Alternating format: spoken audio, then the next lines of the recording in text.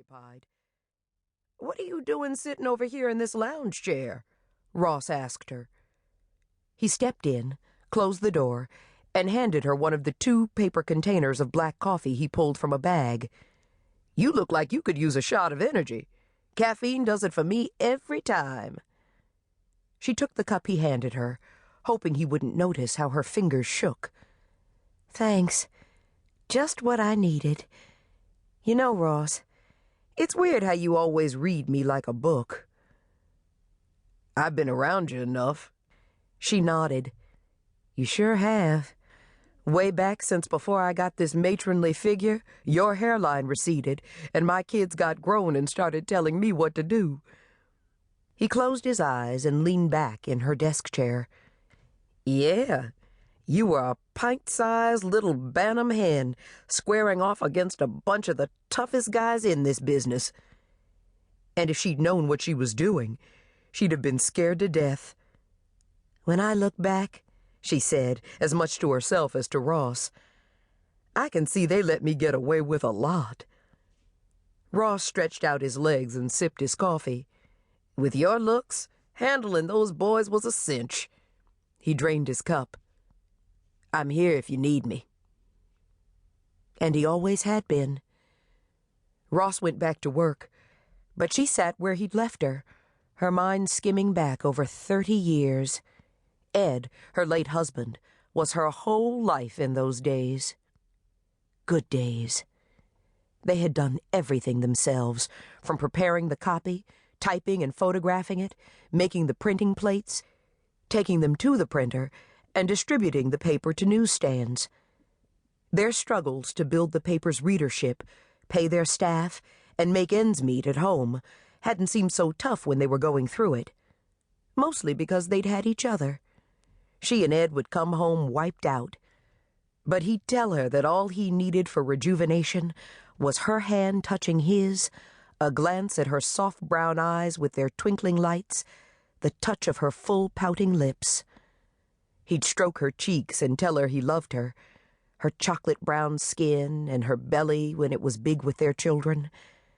She'd made herself snap out of it when she felt the dampness on her cheeks.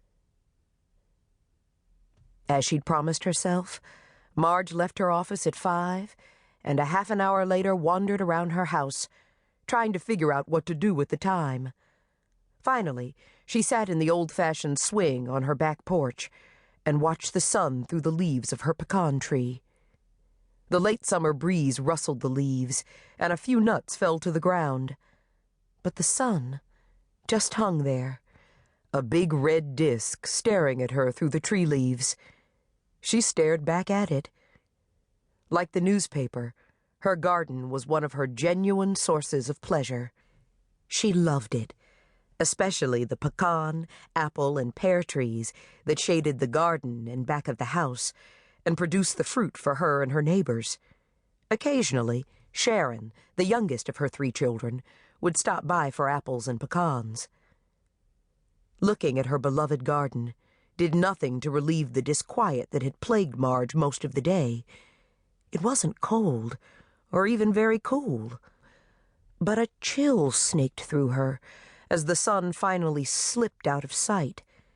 She wasn't superstitious, and she didn't believe in occult phenomena, but right then, she couldn't think of any natural explanation of her certainty that something inevitable and unwanted was about to happen.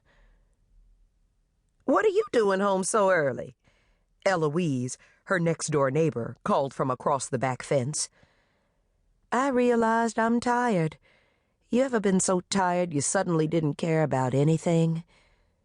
A tall woman with smooth, dark, and velvety skin, braided hair and large, square hips, like the Hottentot people from which she obviously descended.